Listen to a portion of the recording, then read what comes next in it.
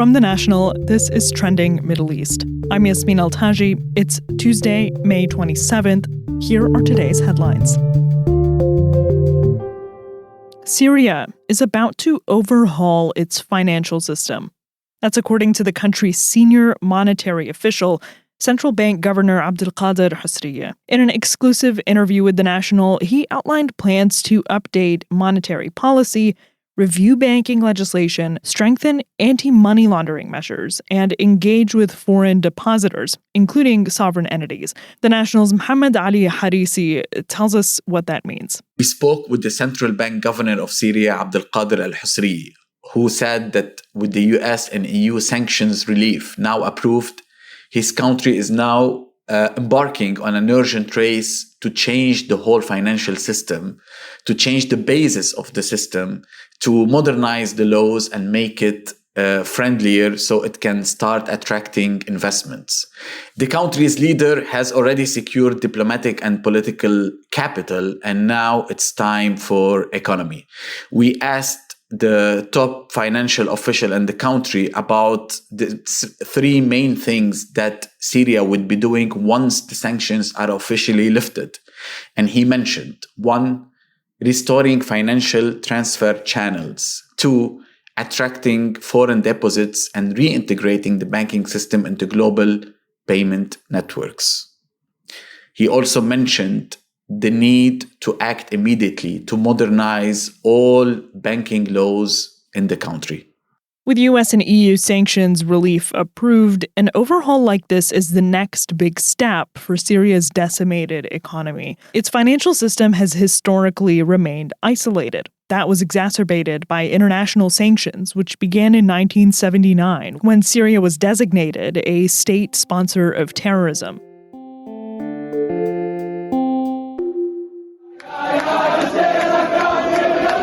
Palestinian residents in Jerusalem, as well as activists and journalists, were targets of extremist Israeli attacks in Jerusalem yesterday.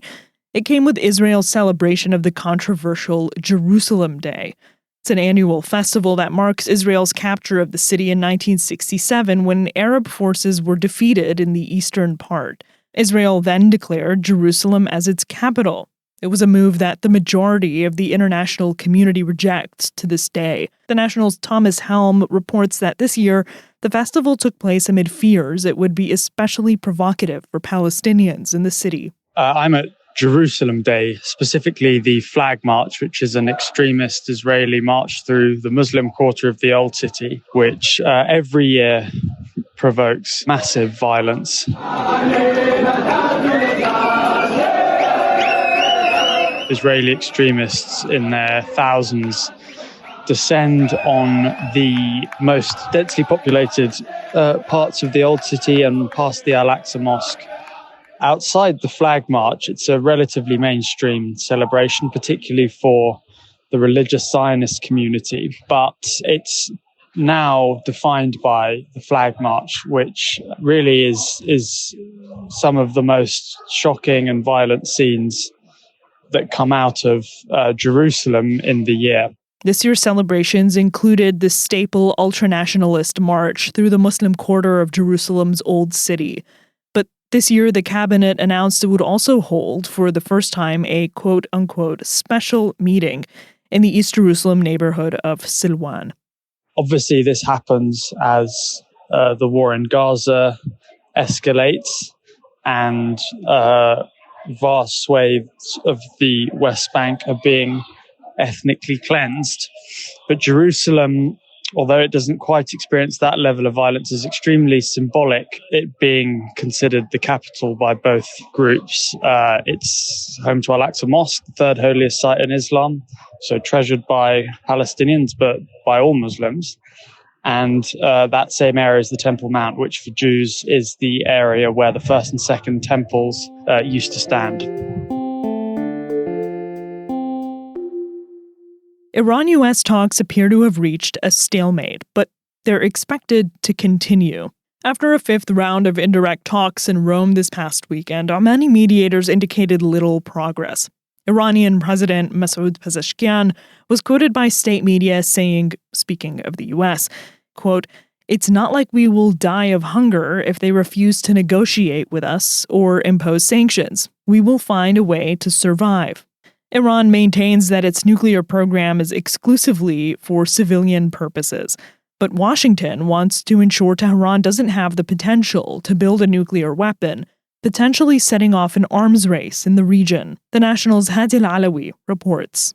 Iranian President Masoud Pezeshkian said on Monday that if the negotiations over its nuclear program with the US failed to secure a deal, that Iran would still be able to survive. Talks between the US and Iran have been ongoing since April.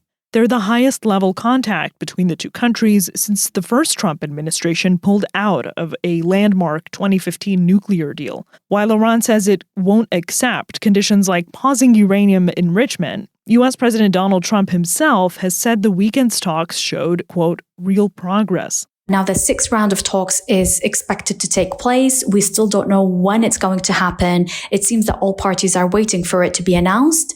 However, what we've seen from these round of talks is different parties seem to have different view about what is happening and about the ability to actually reach a deal. Because if Iran is sticking to enriching uranium, which the US absolutely said that it would not tolerate, then that seems to be a deadlock between the two sides. That's all for this morning's headlines. You can get these stories and follow live coverage at our site. Yasmin Al-Taji, The National.